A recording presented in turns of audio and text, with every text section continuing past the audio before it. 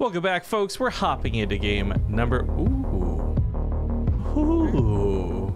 Game number 1. And thank you to Drenme. Get to this in just a moment. Let's get the player intros done first. Spawn here to the lower left side, we have the Blue Zerg Impact. In the top right, as the red Protoss, he is herO. See if I can do this in the most cringeworthy way possible. Thank you to Drenme for the $20. Says longtime lurker. Thanks for all the amazing entertainment. My dude, 20 bucks, mighty generous. Thank you for watching. Awesome. Also, you guys have to hashtag save Zombie with your donations today. Although I didn't put it on the overlay like with tempo, you can also hashtag kill Zombie too. But don't tell her why, because she doesn't know what this is about. Okay. I just figured you noticed that I was like getting progressively sicker.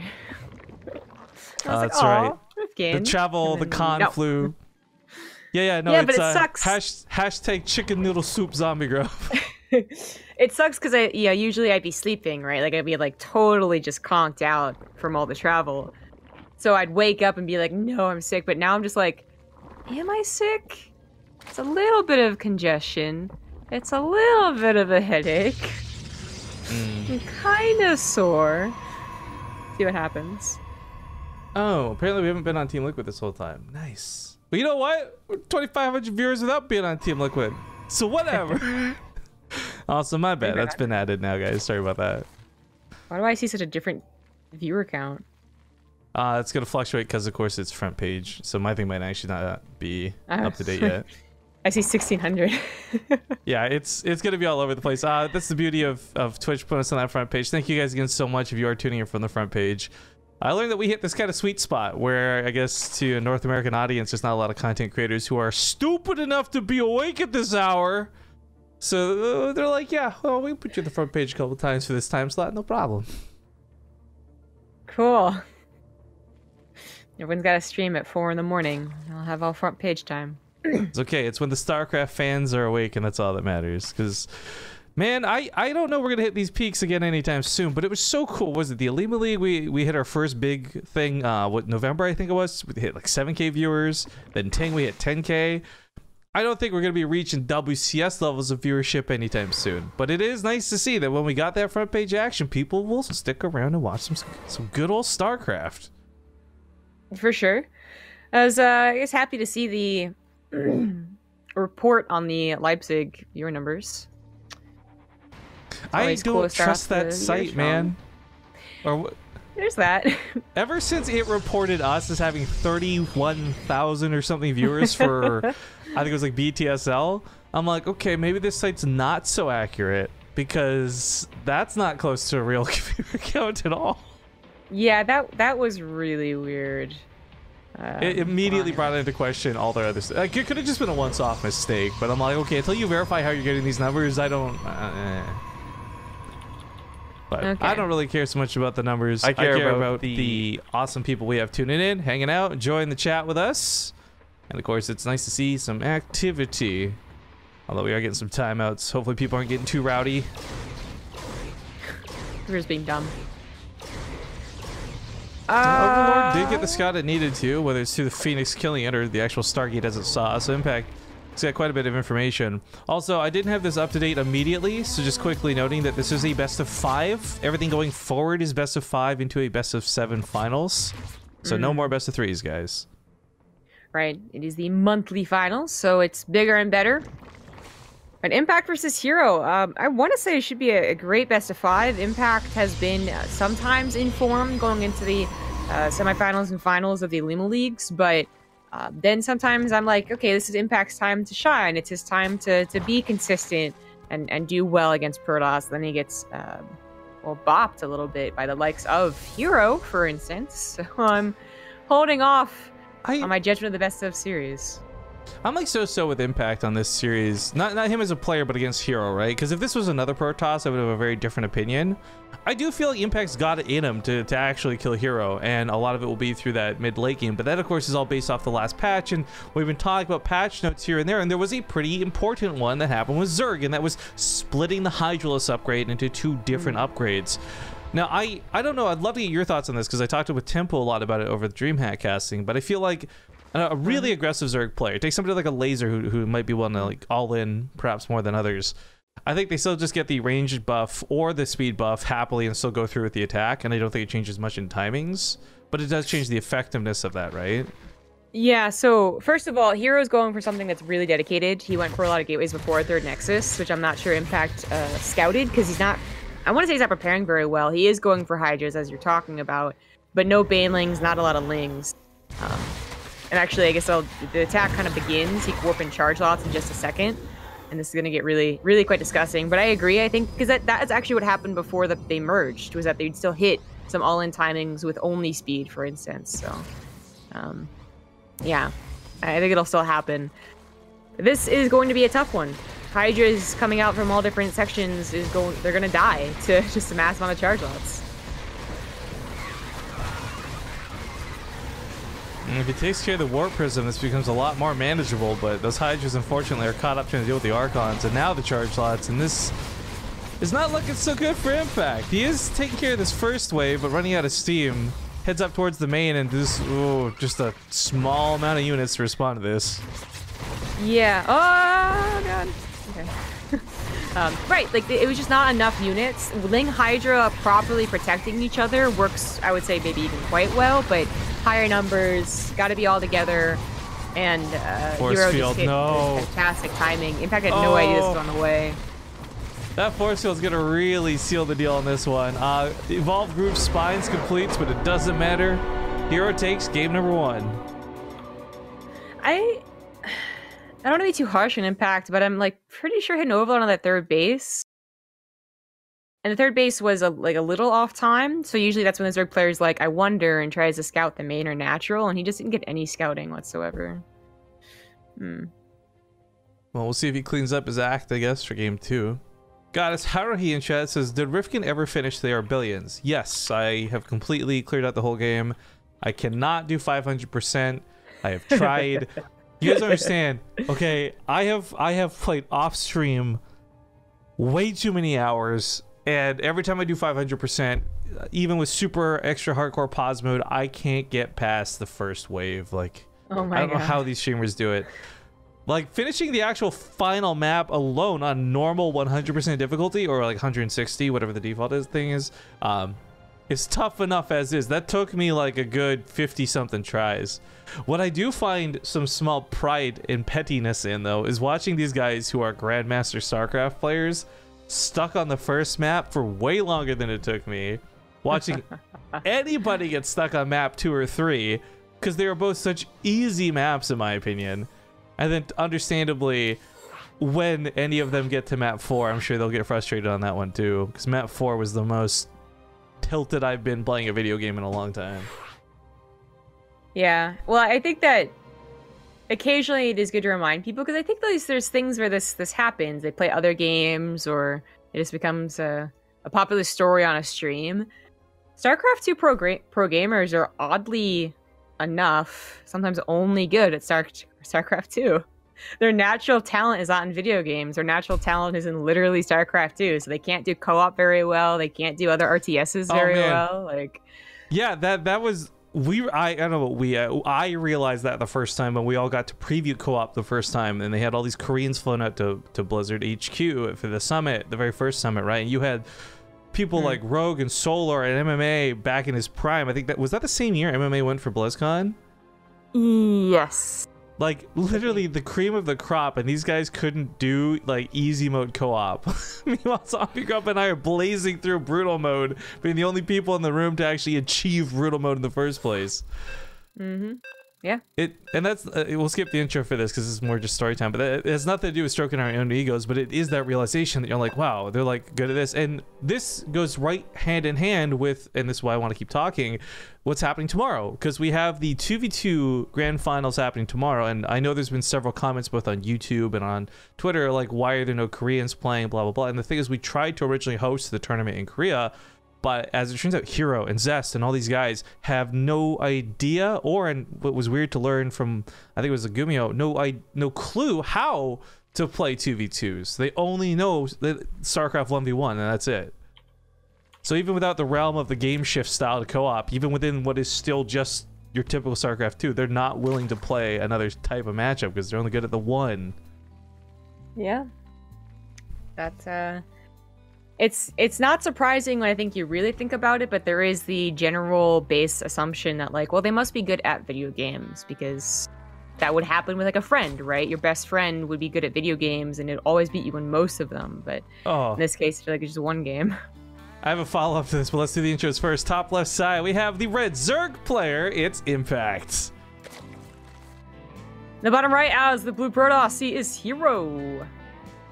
Yeah, I have this problem my whole life, whether it be it through family members or through friends on Twitch. I don't know, just I'm a big dude with glasses on the internet or something. Everyone assumes I know tech support.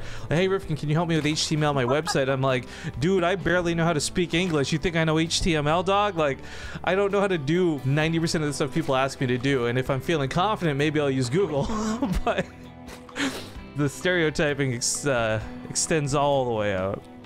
I would never have assumed that, but of course I know you. But I think the assumption comes from that you do know a lot about like how streaming works and like audio setups, which, you know, they get into like the fancy technical talks. They're like that there Rifkin's got some fancy technicals. You want tips about emoticons or like how to set up your audio equipment? I got you. You want to know how to defrag your computer? I don't know, man. Go call the India tech support scammers. Don't you just hit the defrag like app that's on Windows? See, I'm gonna answer this truthfully and say I don't know because I don't defrag my computer because I'm an awful human being. But actually, on the note of what I was just referencing, have you heard of Kit Boga's stream or any of his shenanigans? Where he's this guy who kind of scams the scammers. Nah.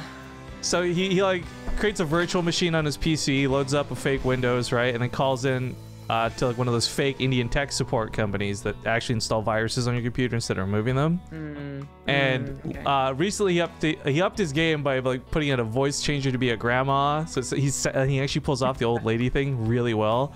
But the highlight was, and I got to watch the stream live, I'm so happy I did, he managed to convince one of the tech scammers to verify that they were working on his computer by playing tic-tac-toe with him in Paint. And they're just like, okay, this... were they? And were they? Yeah, I mean, it's just like... Oh, okay. They thought they were trying to get the old lady to stop using her mouse so that they could continue working on her computer. Anyways, if you guys haven't heard of it, 10 out of 10 stream worth checking out. Anyways, the Adept pops up to the main for... This is not a lot. Impact honestly shouldn't be worried about losing drones until the second Adept comes up here. Maybe see some deny. Yeah, nice build cancel. Actually, going back to DreamHack for a moment, there's a lot of really good games, a lot of great Zerg players. Xanster, I think it was versus Neeb, or Showtime. He was one of the really good Protoss players. He was like the only guy all tournament to take like no drone damage from Adepts. Like his build cancel micros on point, he was pulling drones away. I hadn't actually seen not even a Korean player deny Adepts so hardcore in a long time. It was really cool to see. Oh. Well, this Korean player is going really fast layer. Did he actually see it with the last transfer? He did. Okay, so he has eyes on this. But he also has eyes on a severe lack of gas, so this fast layer, I don't think it's going to be scaring herO. Hey, that's a good point. Only one gas, even if you've been in it the entire time, it's just not a lot. This is really weird. And if it was going to be just like fast roach speed, there would have been a roach run at the front. And the only reason it wouldn't be was Impact was trying to hide it, but like... Is this me? It might be. Oh, it's Sinsin. Sinsin!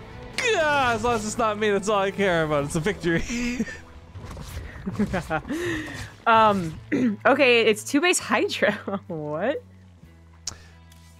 I guess I can kind of maybe second upgrade split necessitates the faster layer timing just so you can get it going sooner to have it at a regular time.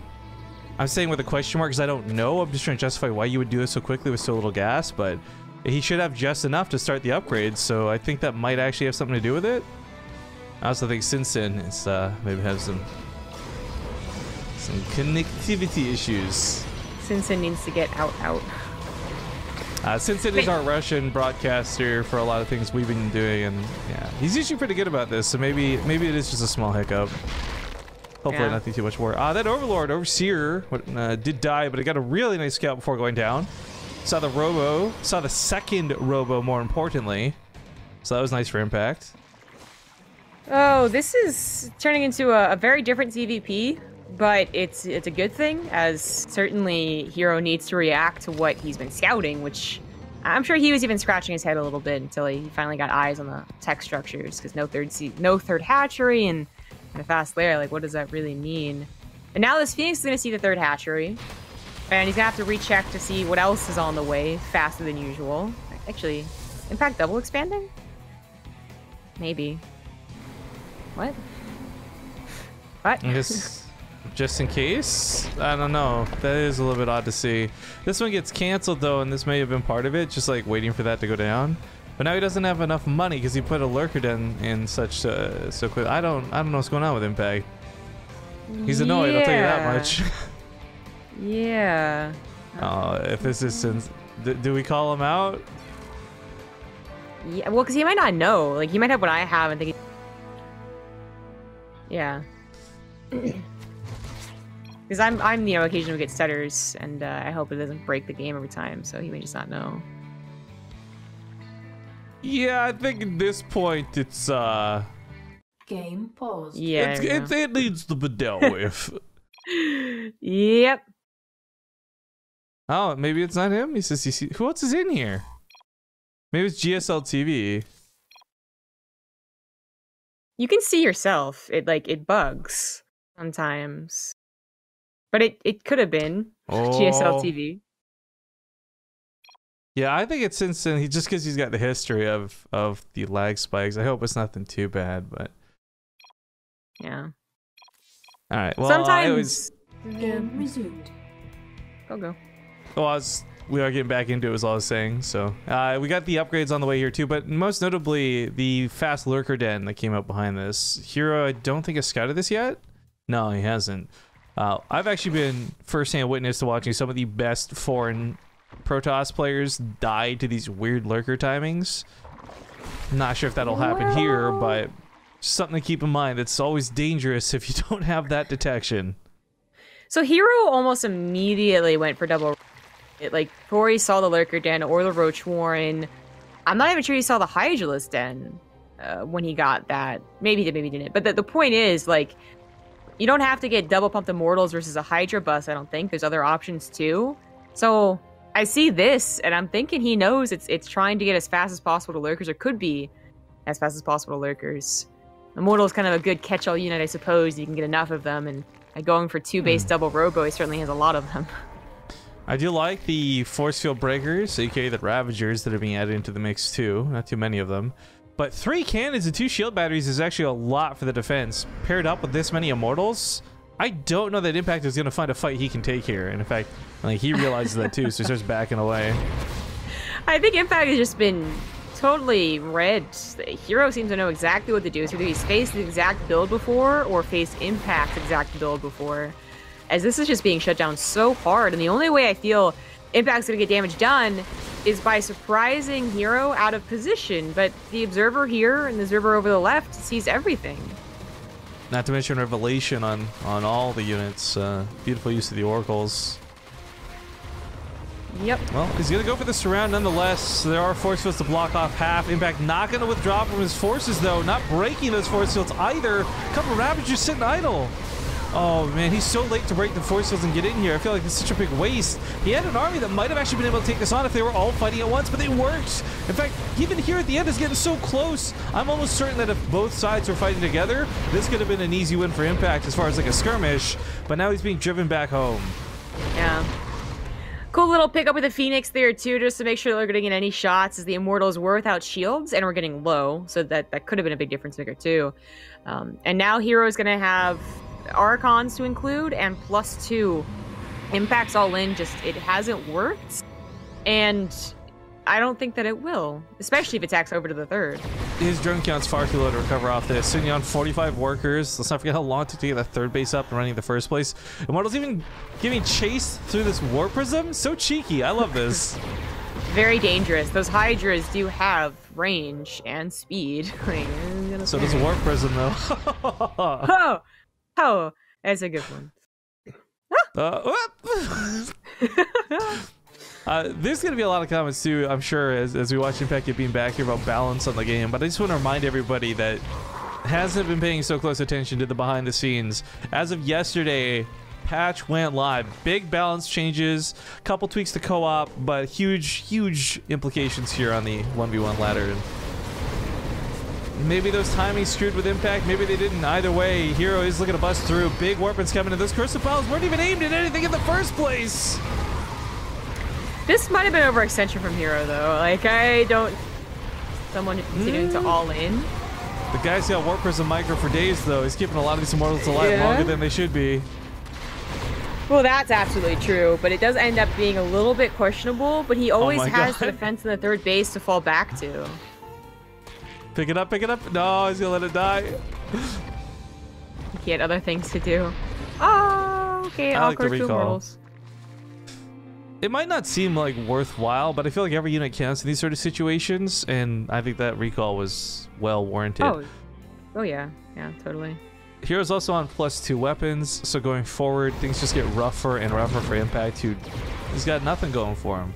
His all-in is still just that, all-in. There's no attempt to transition out of this. There's no plan B. And herO's actually on his way to Storms, too. That was part of what herO just did. That was part of the problem, was that there was no transition for Impact. He was literally just making units, and that was an unfortunate way to potentially throw the game. I don't think he did. herO still had everything going for him, even after giving away the army. GG. GG. herO locking out a 2-0 lead here in the semifinals. Takes us to game number 3, where we're on match point, but it is going to be a small commercial break in between, guys. So 2 minutes, and we'll be back to see what's possibly the last game of the series. Welcome back, folks. It is game number 3. Also, I know most of our viewers are asleep, so we don't have too much resub action, but we did miss the couple that we've had. So thank you, GoatBoy1975, for the 45-month resub, and Magic's DK for 18 months. I was at home sick from work, but at least there's base trade. Well, thank you very much for tuning in. I hope you get well soon, my friend. Spawning here to the top left, though, we have the Zerg player on match point. Fighting for his last life right now, it's Impact. In the bottom right, has the blue Protoss looking dominant. It is herO. Yeah, he's certainly got a handle on things. All patch things aside, not much seems to phase this guy. Because whether it's a buff and whether it's a nerf, I feel like herO's the type of guy to play through it. Even when Protoss was at its weakest point, herO and Classic were saying, you know what, screw it, we're not going to figure out the macro game, we'll just resort to cheesing and all-inning and proxy gateways. And he's just a guy who's very resilient. So I knew that whatever changes were coming, whether it's Stalker, nerfs, or what have you, he would, of course, be able to play through it.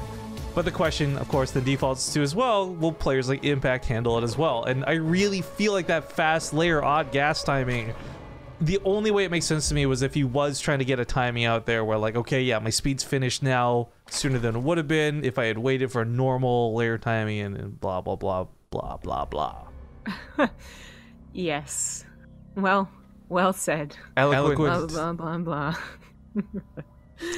But I was going to bring up, I kind of mentioned it in like Game Number 1 or whatever, that there was a point in time not so long ago, maybe a year ago, so okay, maybe kind of long, but where the upgrades were split. That was their original edition of Hydra. Well, it wasn't the original, but it was for a while.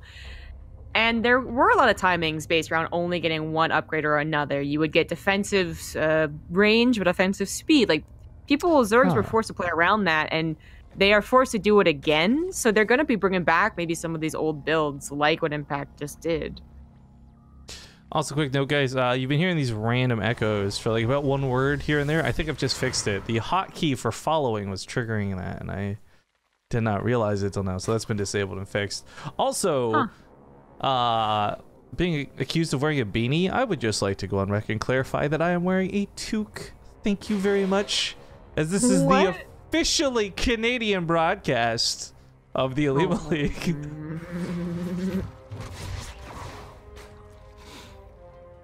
Well, I mess it up by not being Canadian, to be clear. I don't think you can call it. Yeah, but everyone thinks you are, so, you know.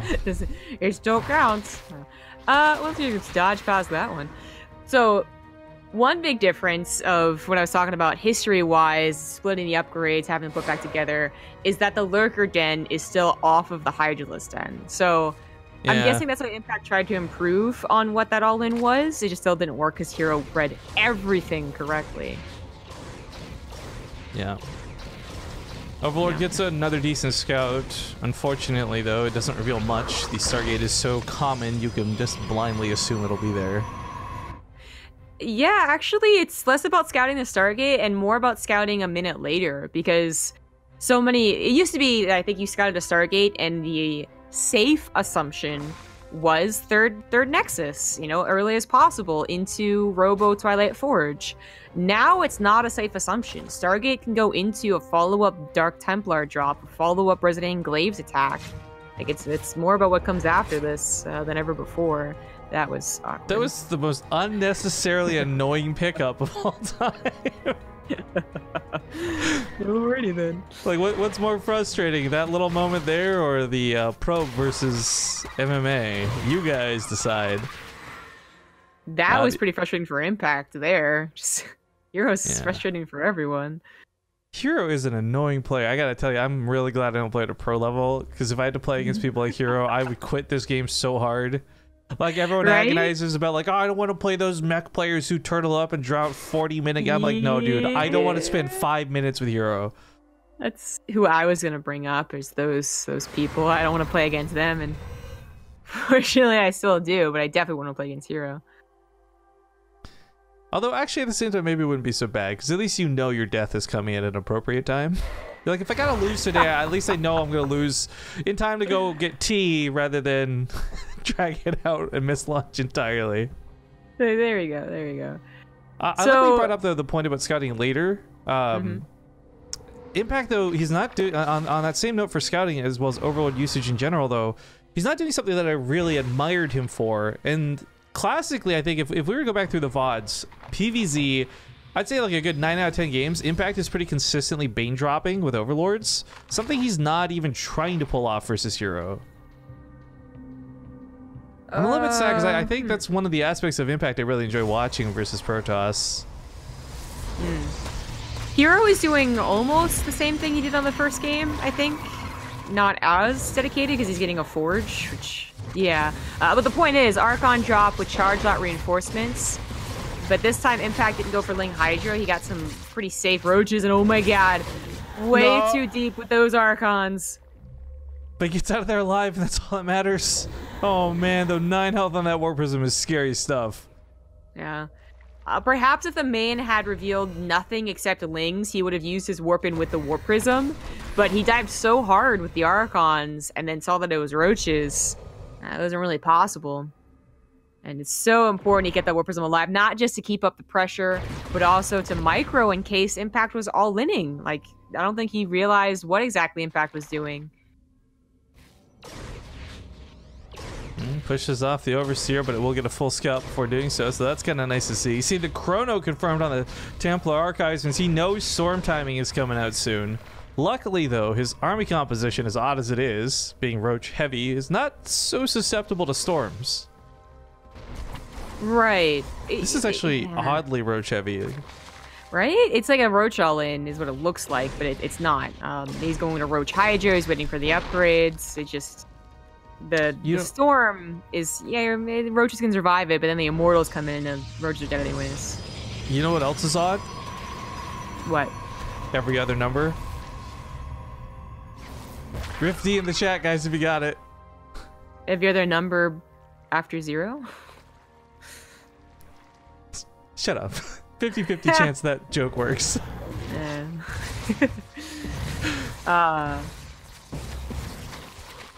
The Archon's gonna be pushed back, but that's okay. This is still not the core part of herO, but herO at this point is seen through 1 or 2 attacks now that there's so many roaches out in play. I mean, there's still gonna be Hydras coming. We know this. I think herO knows this. It's still the core part of what Zerg go for. But the question really came into like that double robo, and would it lead into faster, say, Colossus, or is he gonna stick on just Immortals and hoping Storm covers the rest? Yeah, he sees how roach heavy it is. And it really is quite a lot of roaches, and maybe Disruptor or 2 would have been helpful. But I think that as long as any storms come down, the Immortal should be able to chunk away at the rest of the army. The Hydras won't have speed. The micro... Oh, okay, well, the White War Prism does get taken out, like in 6. Auto attack from the Temple on the front lines. Look at that damage. 5 a shot. Oh, he uses all the storms for the links come in, though. That kind of works out a little bit better for impact. Oracle goes down. herO, of course, a little bit behind an army supply, fighting away from the cannon, away from the shield battery. He needs everything to hold this, and Impact might have finally found an all-in that works. Maybe. A couple charge on Warpins can really change things up, however. He's running out of the roaches that usually protect the Hydras, and a lot of these units are low, but the Immortals, they have their barriers popped, and they're so much less effective. Just killed his own Ravager with the Corrosive Bile. Oops. But that looked really scary. Like I said, 4 charge lots. Impact backing off for 2 seconds was a huge difference. And herO did keep his Immortals alive. The problem is when those Immortals die, they're officially dead. Not here anymore. Then charge opens aren't enough, but now they're going to have their shield up again. To be honest, I'm a little amazed we have enough people to spam FDs in the chat. I love you guys. Even with the Queens brought forward... even hypothetically, these are the Ravagers, and they soak the damage from the Immortals. That's good. Where does his damage come from? And that's the Hydras. So if these storms land on the Hydras, if the focus fire's there and the focus fire's good, he might just take out the damage. Warpins, of course, going to be a huge deal. These Zealots realize there's no corrosive bows. They launch themselves onto the front line. Most of those roaches that were taking the damage are now gone. Yeah, I can't believe he managed to find his way to a couple of storms, but he did, and they were crucial. The Immortals once again have to be micro to the very last because their barriers are gone, but Impact's push is dead. herO, GG. herO, I want to make this clear, guys, actually, before we leave the game, was returning the game. herO was at an almost... Oh, I can't show graphs after the game's over. No. Oh, there we go. Yeah, look at this, guys. There's a point in the game where herO is almost at an, 80 army deficit. I can't do math. Someone's gonna correct me on this, but still, it's like an insane difference in army type, and we just see him trade up better and better and better towards the end of the game. I mean, part of that is Impact. You're going for the all-in. You're not gonna have a snowball up. It's either snowball or die. But still, that was that's crazy. That was a good hold out of herO. Yeah, exactly. It was a very close game, but Impact still got 3-0. That's true. Sad to see for Impact, but we should note, for those who don't know, top 4 players do get prize money for the Olimoleague, so Impact will not walk away today empty-handed. But $50 for 4th place is not even close to the $250 first place prize. Of course, the tournament and its prize pool and all these wonderful things are made possible thanks to the Patreon, and if you guys want to get involved with that, I will just clarify it's separate from what we do at BaseTradeTV. So if you donate to the channel, all this good stuff, it doesn't go towards the Olimoleague at all. The only way to support the Olimoleague is through the Patreon. And if you guys want things like replays and other cool benefits, there's definitely rewards. Replays are like what, $2 I think for the tier they're at, so definitely worth. But we're gonna hop to a break while we swap to the other series. It is gonna be a TVT, possibly my 2 favorite Terrans at the moment, Cure and Innovation, which will lead to a guaranteed PVT finals, which is not so auto Protoss anymore. I'm really excited to see what the patch brings in for that. But as we said, small break. See you guys here in 2 minutes.